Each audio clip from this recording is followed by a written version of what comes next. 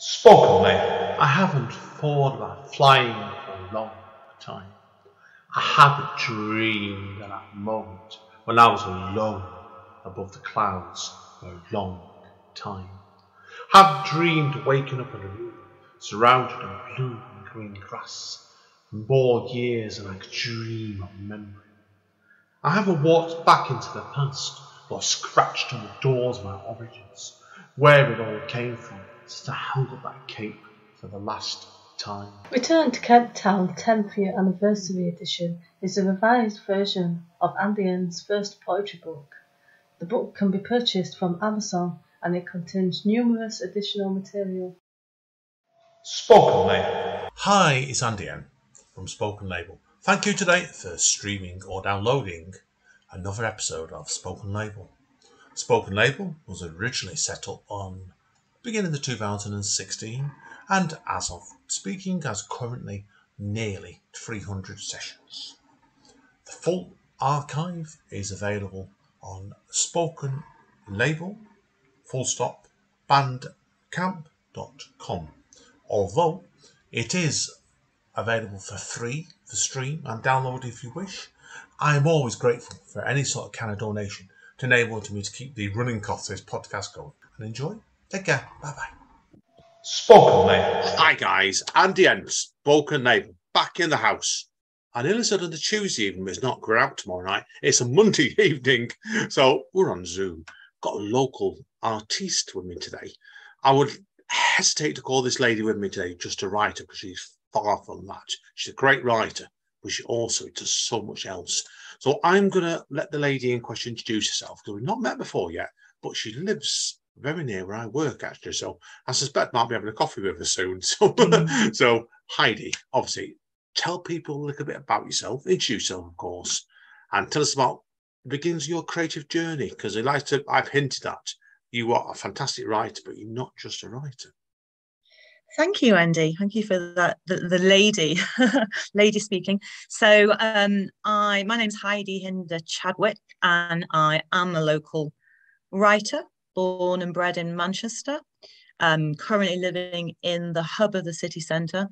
And yeah, I am a writer, an artist, performer, and I also work as a creative life coach these days as well, and do some mentoring for young people in the arts as well. So a little bit of a Jill of all trades, I suppose you could say. Yeah, it's quite interesting that because I want to touch on that in quite a bit of depth. Obviously, but first of all, then, now what came first? Then were you writing yourself when you were much younger, or was everything just built up over time for you?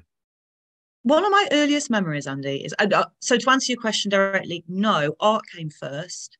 And so one of my earliest memories is of being like I think it was in infant school, and getting pulled up to go to the front of the class because I'd coloured in all of like the O's and the B's and the D's in my Janet and John book, and in all different colours.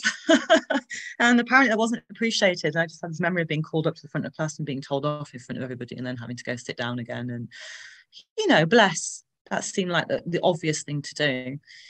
So art has always been there for me. That was the first thing. And for a long time, I was a painter and I used to sell my work and used to do markets as well, the creative markets in Manchester. Back in the day when it was affordable for artists to have stalls doing the art markets. Oh, that was a long time ago. Yeah, it was a long time ago when it was just in Albert Square as well. In little kind of makeshift shacks in the snow when we used to get proper snow in winter. I remember doing loads of it. And then the writing, sure, I think that started off about maybe 15 years ago and just started playing with adding words into my art, and always used to journal, used to love doing that.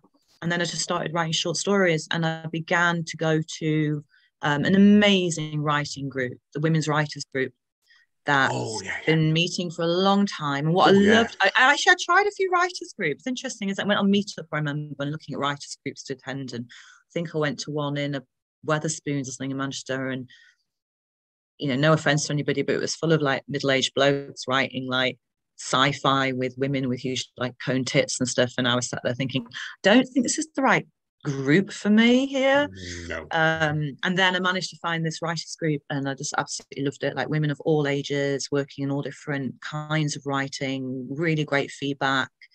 And it was through that group really that, you know, after a while of bringing different stories in, having their support and encouragement, and kind of went from there. And it's still the big loves of mine now. Yeah, it's like, I mean, you're a really good example, Heidi, of a creative person, and I'm like this in a different way. And I know my wife Amanda is as well, where you don't stand still. Like, it was like, you certainly, like I said, it's like, see what you get out of your journey and stuff. Like I said, it's like, if people are wondering, obviously, like, well, I'll just tell them basically what you also do. Some of it, it's like you're also a creative life coach and mentor. Now, and then, like, on top of it, obviously, I'm reading some of your website, people wondering. I've just been lazy in research. But, like, you hold a lot of deep, trusting and safe spaces of people to access bold vulnerability and the creative freedom in a whole host of areas. And that's why it's really, really interesting, that, because, well, tell us then, obviously, what made you want to go in this direction as a creative person? Yeah, I think, you know, like, going right back, I was really shy as a kid. Like really, really shy and like very sensitive. I think a lot of creatives are. I think that's why we can. I was definitely was, yeah. I think that's how we can translate the world and to create different art and responses. And I think you have to have that ability to be open enough to soak things in. But then in a weird way, you also have to be able to, you know, be strong enough to cope with the world. And obviously, you know, the world right now is in bingo card of apocalypse, quite honestly. So art for me, I think when I was younger, was a bit of an escape as well, a little world I could go into. I could make up stories, used to, you know, have a great imagination. I could draw and paint and so on. And then as I got into my teens, I was really interested in therapy, like art therapy, psychotherapy really, and what makes people tick. So that's always been there, like a fascination with people and why people are like how they are.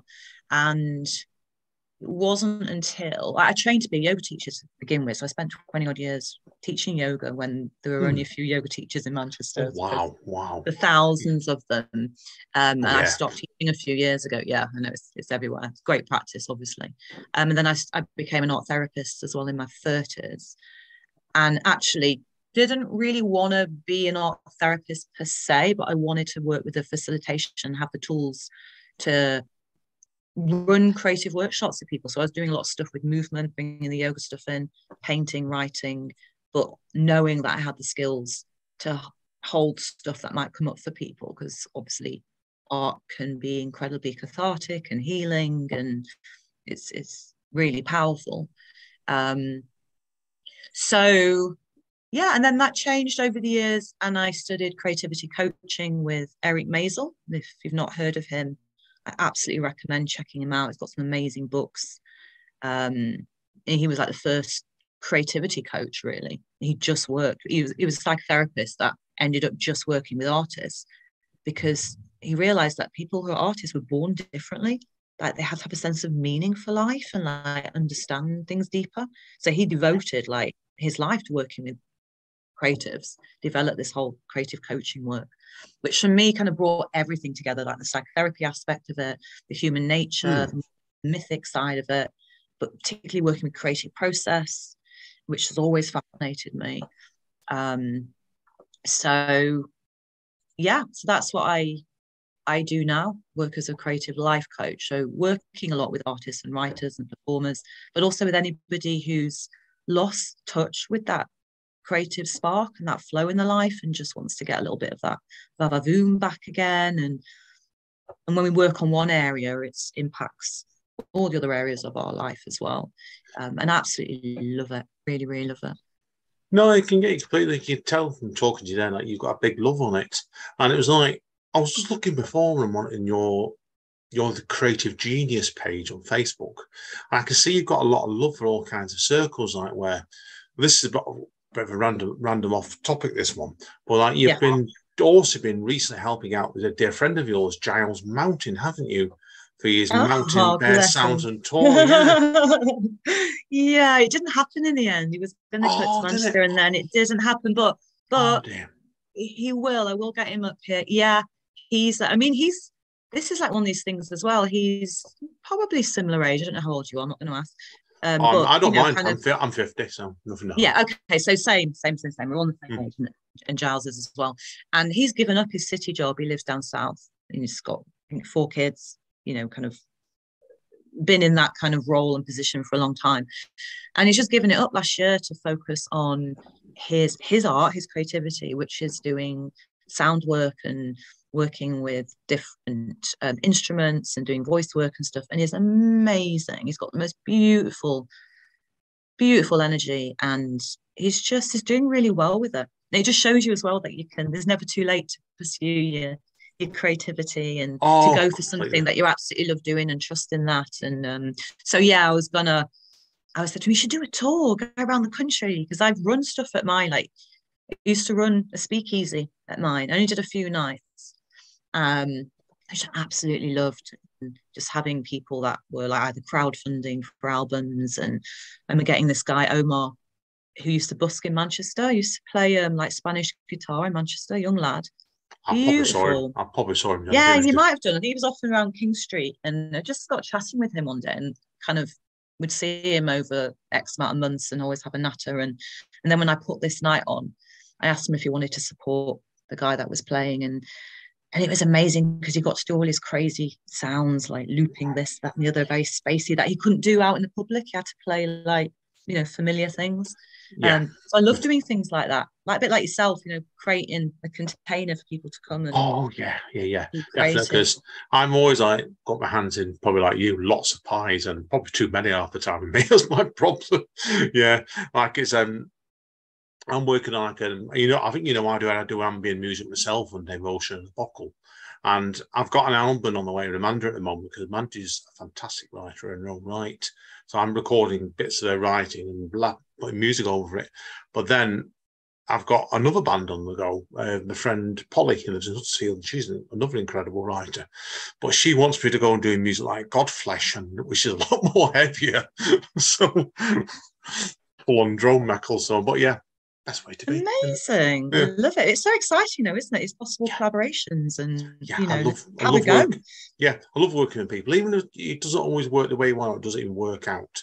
I'm always a believer. It's just the experience of doing it with people, sometimes working interaction, and that's why. So yeah, and that's part of the whole thing with creativity as well. A big part of creativity is, and probably the hugest, is just improvising and experimenting and having a go at something. And sometimes it works and sometimes it doesn't work, but it never works how you think it does in your head. Nothing never turns out like how it looks like in your head, does it? No, it never does. It never does. And sometimes some of these pieces can go drag out for years if you get them done as well. So now I want to ask you about your writing services, because on your website you've got a big section on there called "Do You Need a Storyteller?" So tell us a bit about that then next. Okay. Yeah, I like the word storyteller as opposed to a writer, because I think that's, essentially that is what we're doing all the time, is telling a story, whether it's something factual or something completely imaginal. So I believe that we're all storytellers, all the time, even if we're not writing, by the way we look, the way we walk, just how we hold ourselves and so on. So the storytelling that I do either is my own writing stories, which, as I say, was often short stories. I'm working on a book of adult fairy tales, some retellings of traditional tales, some modern ones that I'm making up. And I also write for a few different places. It's always trying to find new places to put your writing out there, but I've been writing for Elephant Journal for a while, and I've been doing a series called the A to Z Guide to Being Human. I was going to ask you about that. Tell us about that. That's how I first came aware of your work, really, is you were putting the postal for it. I would have to spellbound because I thought they were brilliant. Oh, thank you. That's really lovely.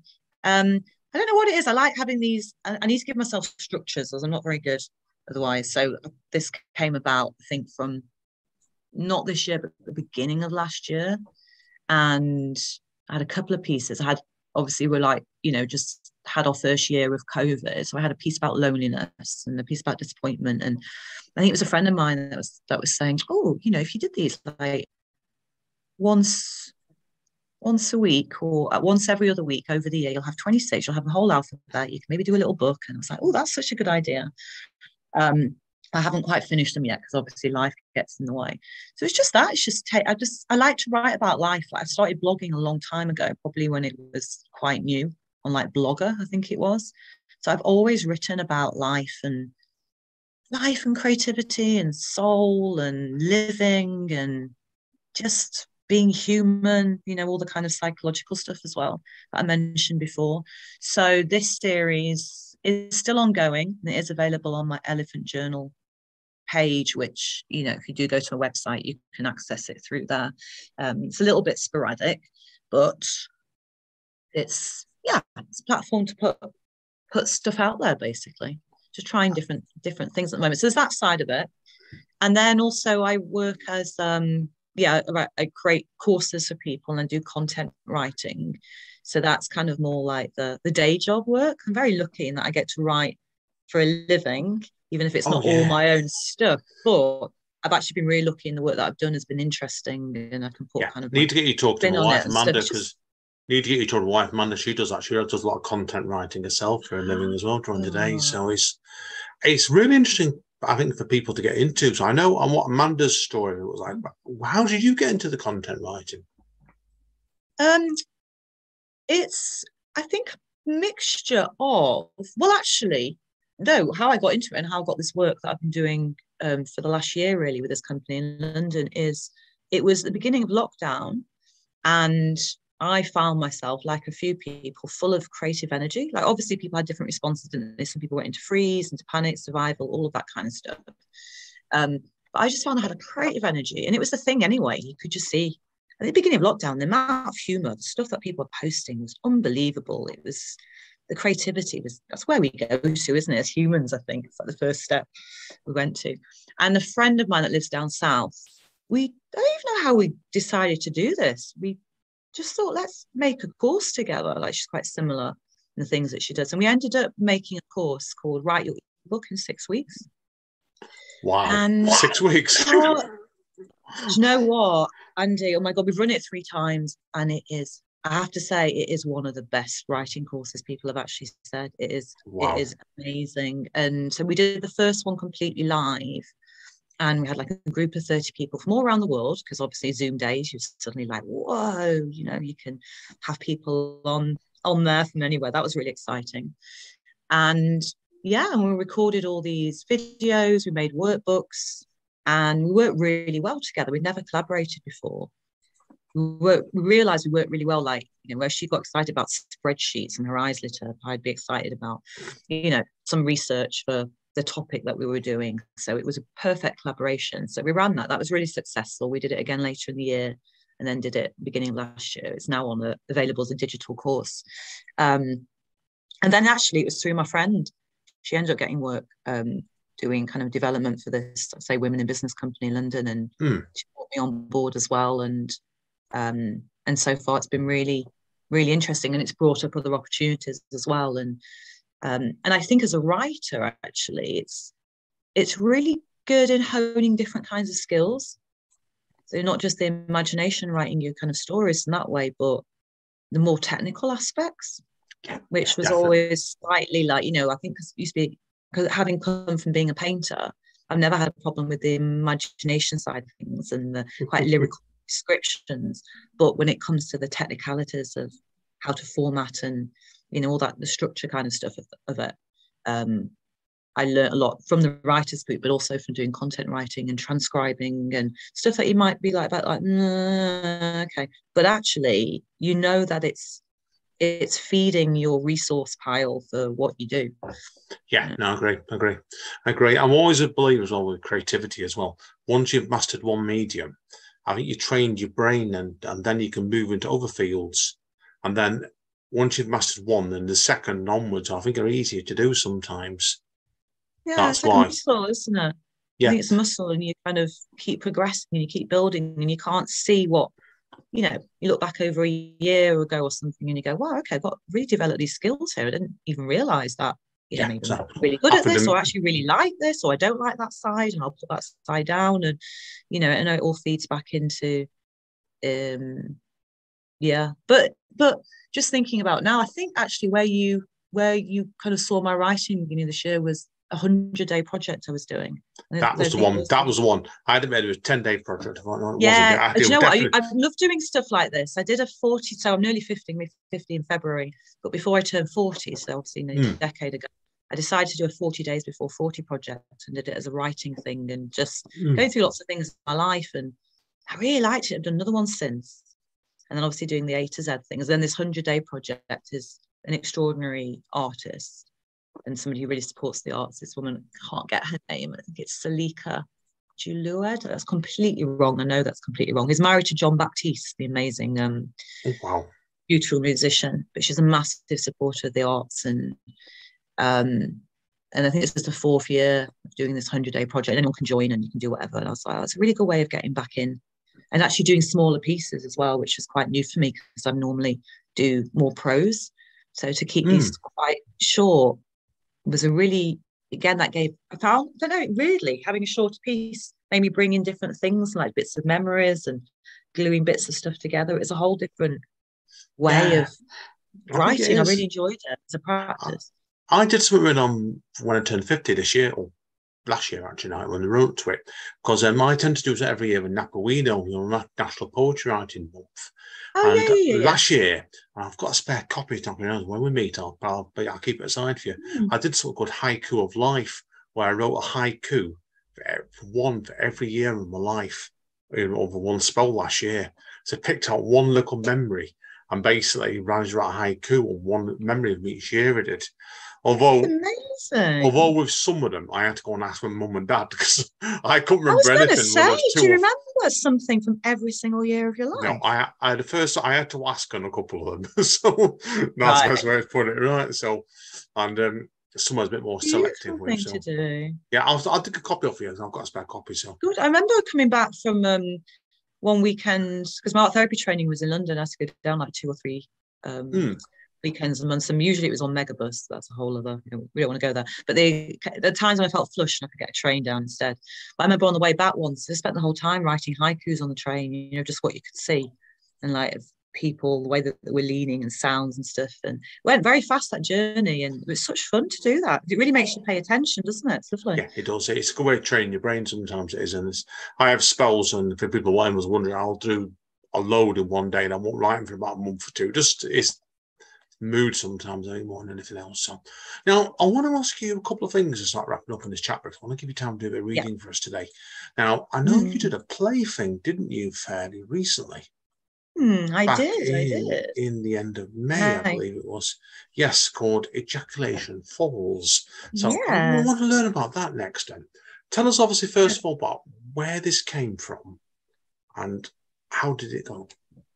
Yeah.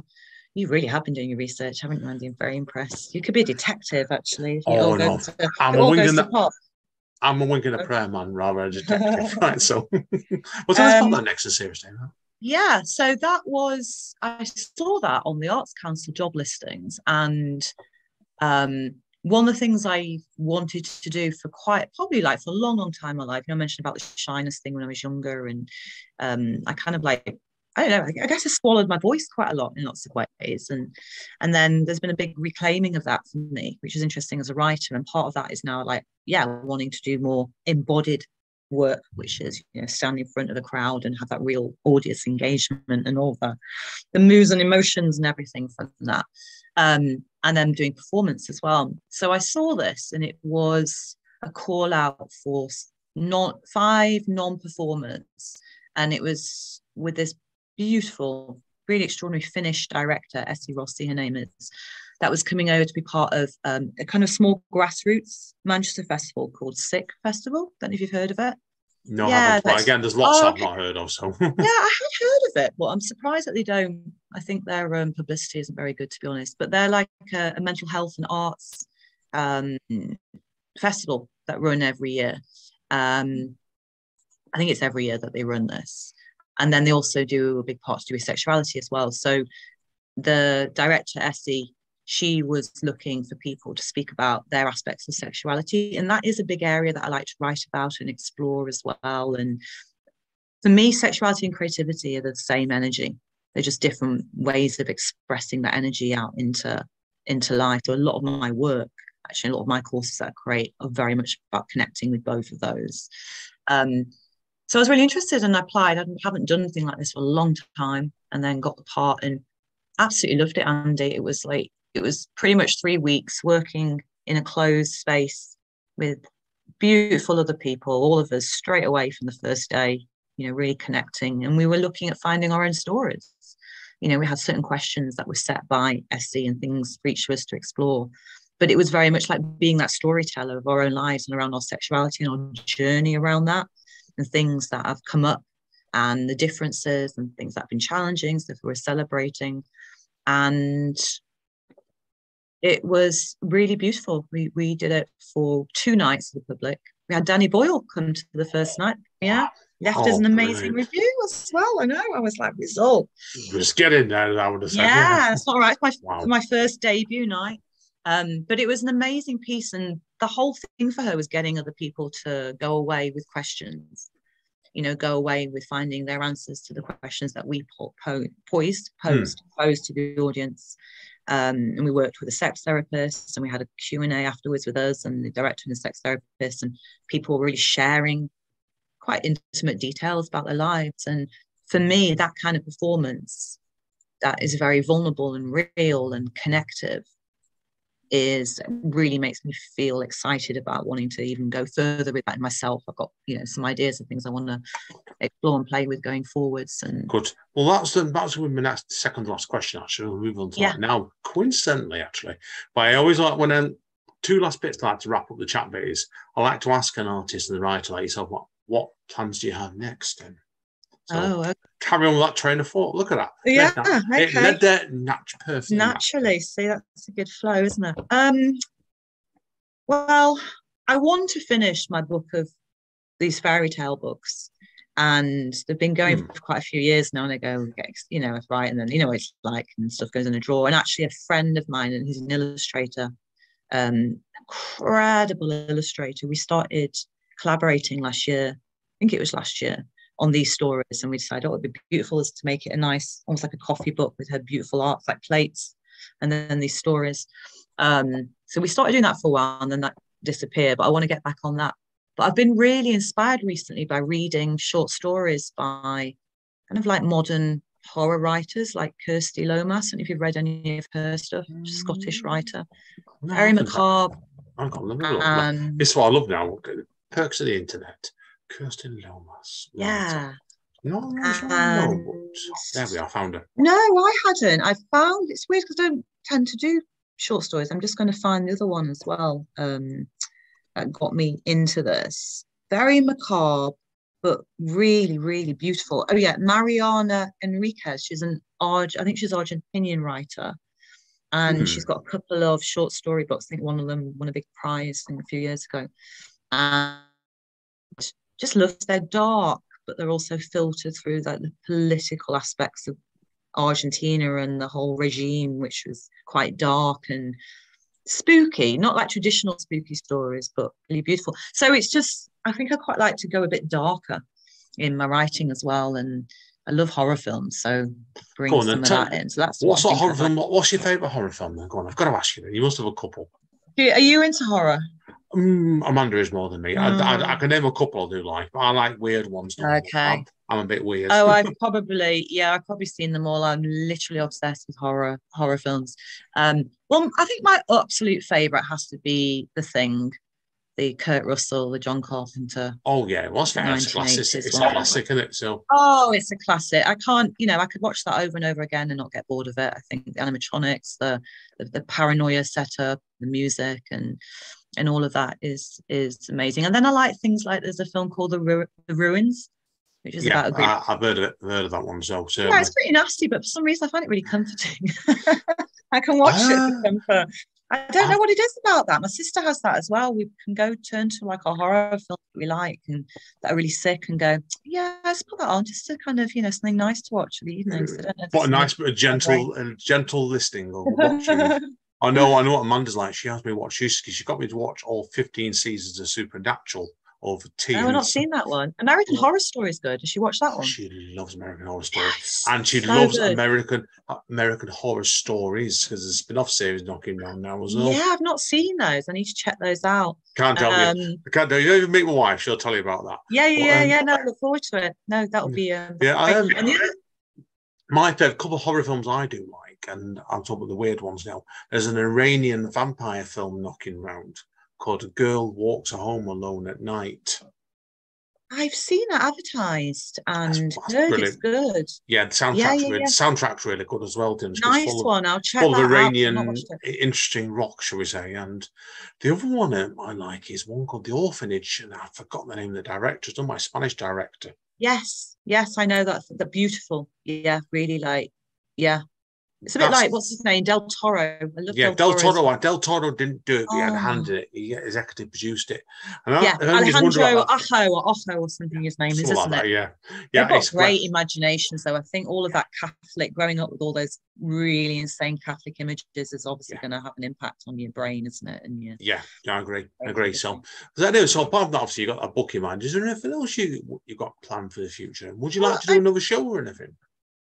Would like to, you like your show you did, if anyone's listening, got things, you know what I mean, call me, whatever. I'd love to maybe write something. I think I'd like to do something like that, actually. So that's what I'd like to put my energy into this year. Do some more getting up on stage with an audience, doing spoken word, but also maybe write something that's a little bit more performance related.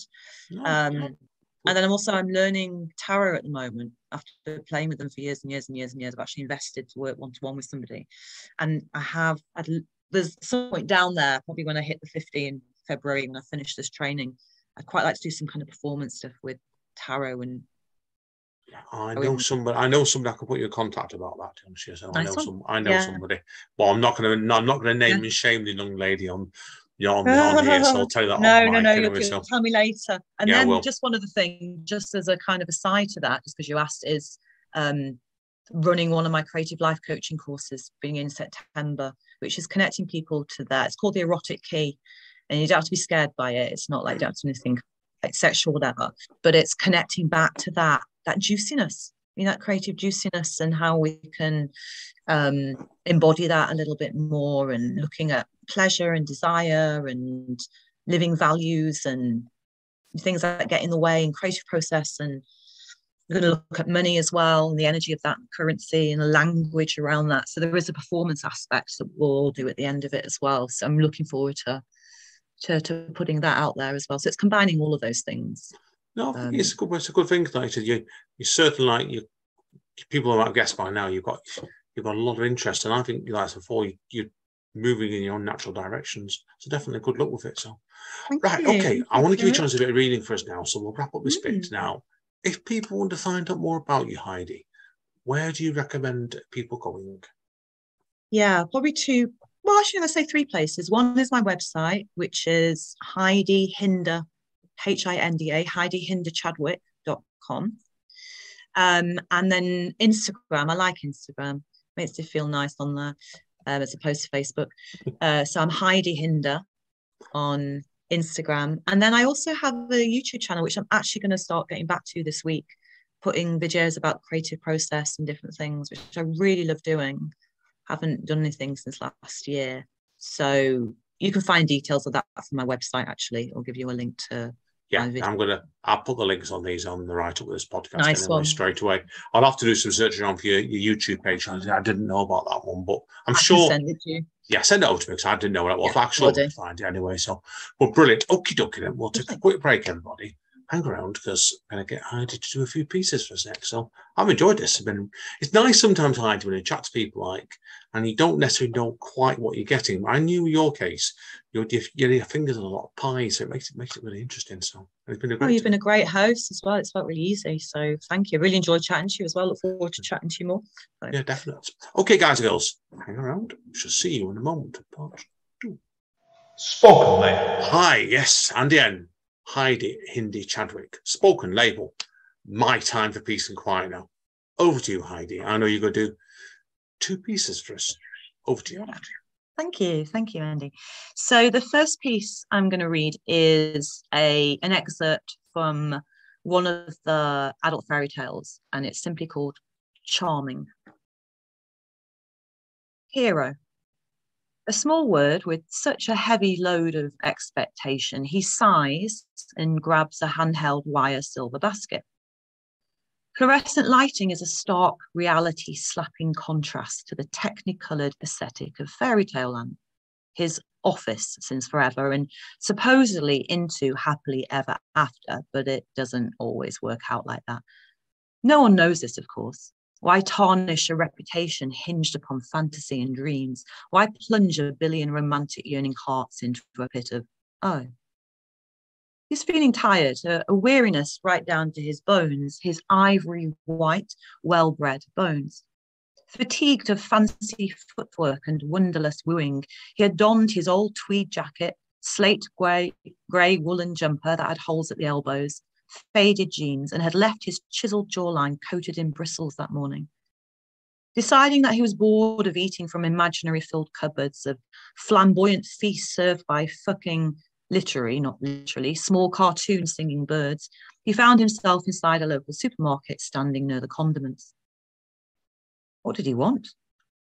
He could hardly remember, too long succumbing to her and swooping in to rescue. He had forgotten the simplicity of who he was. By the time he reached the deli counter, his basket now held items that had given him a strange feeling of satisfaction as he had walked past them on the shelves. An ordinary satisfaction, a magazine devoted to cars of the past, Finest crackers with poppy seeds, a garlic crusher, though bulbs of garlic absent, a packet of risotto rice, a jar of green pitted olives, and a uniform selection of green vegetables. It wasn't that he had not thoroughly enjoyed the years of chivalry and cavalier adventurings.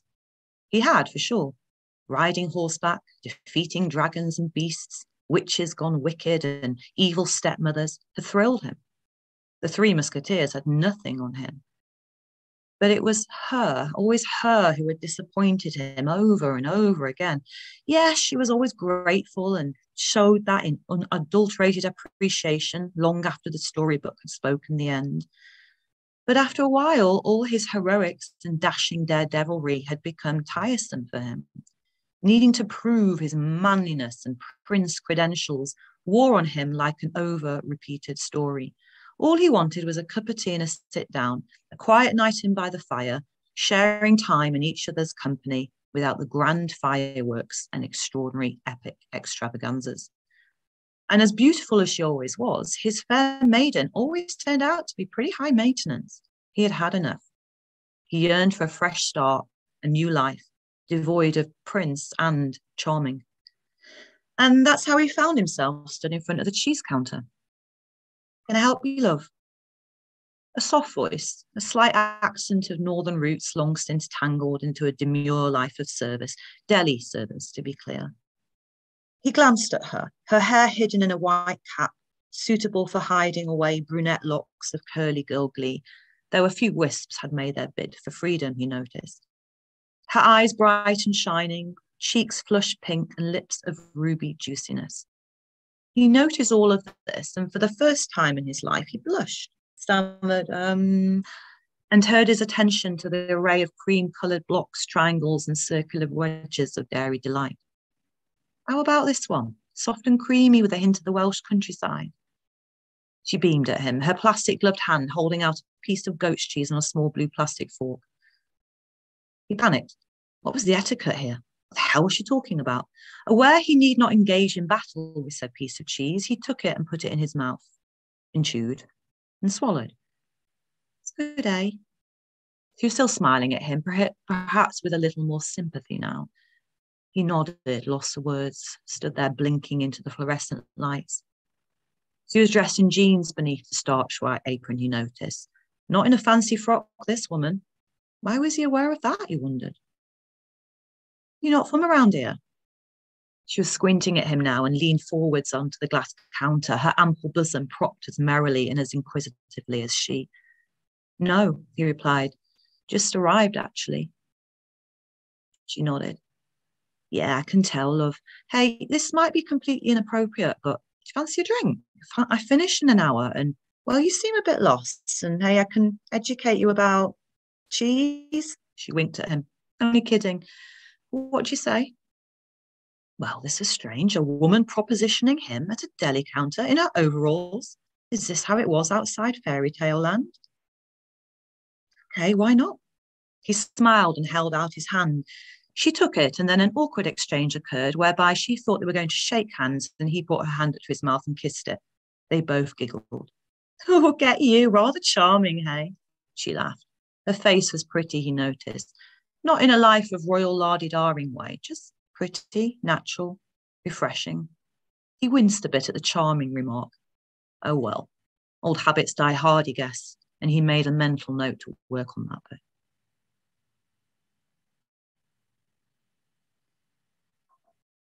Fantastic stuff. Really, really vivid idea that was. You got such a great reading voice there as well.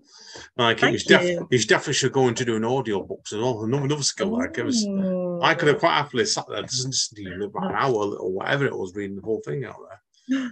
Thank you. It's a fun one, that one. That really makes me chuckle when I wrote it.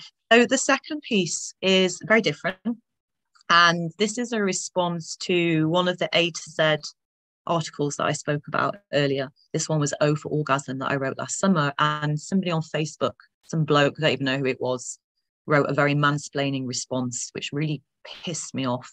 So in true creative fashion, on the train to Liverpool that afternoon, I wrote this and then read it as a spoken word piece, and it made me quite pleased. So it's this is called Dear Man Without a Vagina. Dear Man Without a Vagina, thank you. Thank you for mansplaining to me what it must be like to be a woman. I will endeavour to bow upon my knees, mouth open, to swallow your engorged amount of bullshit and bigotry and spit out and discuss your cocky disrespect that we keep fighting again and again and again. Sigh.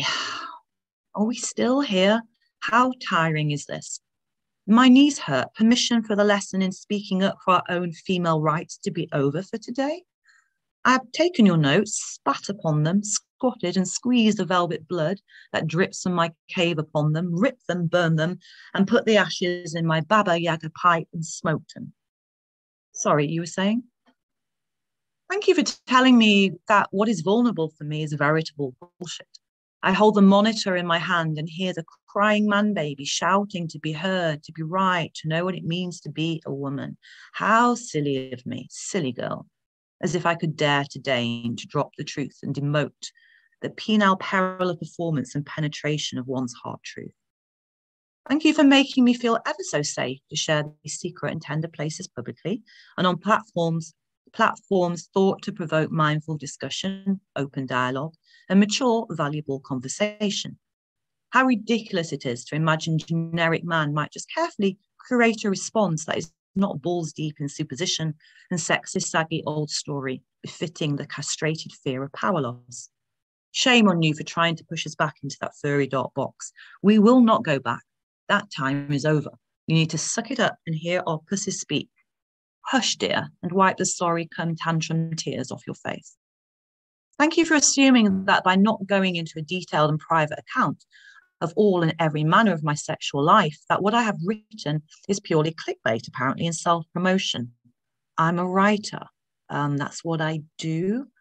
I'm assuming that you read the full article and thus could read between the lines and pick up upon and hold gently the more nuanced and subtle musings around the subject. My voice is my voice. My words are my words. And yet you are attempting to force me to swallow them so they glide like weeping razors down my throat, deep cutting and growing bitter as they press down upon my womanhood. No thanks. I spit them back out at your feet. Thank you for making women feel able to open up about their sexual issues, stories that are held deep within our wombs and vulvas and the track lines of memory, both positive and negative, like Morse-coded messages that lie hidden in the valley of and between our thighs. Thank you for being toxic and boringly bullying, just the perfect response to our words shared from the lips of our most treasured, pleasured spaces. Thank you for being a dick. Yours, pleasurably, powerfully, and promotionally, a woman with a vagina. Kiss, kiss. Excellent. Got to be done that, right? I'll make sure that may do the rounds, that one, I reckon, right? So that's all I'm going to say. Yeah. Stuff. Well, thank you today, Heidi, for this. Now, obviously, hang around because we need to sort of 1 or 2 things before we wrap up today. Yeah. Thank you so much for having me. I've so loved chatting to you. It's tremendous fun, really as always. enjoyed it. Me too, as well. Right, guys and girls, over to Don Callis of Impact Wrestling, who has a saying that Heidi doesn't know what I like American wrestling. So he has a saying he always uses in his programs. Stay safe and stay over. And we'll see you all next time. Spoken, mate.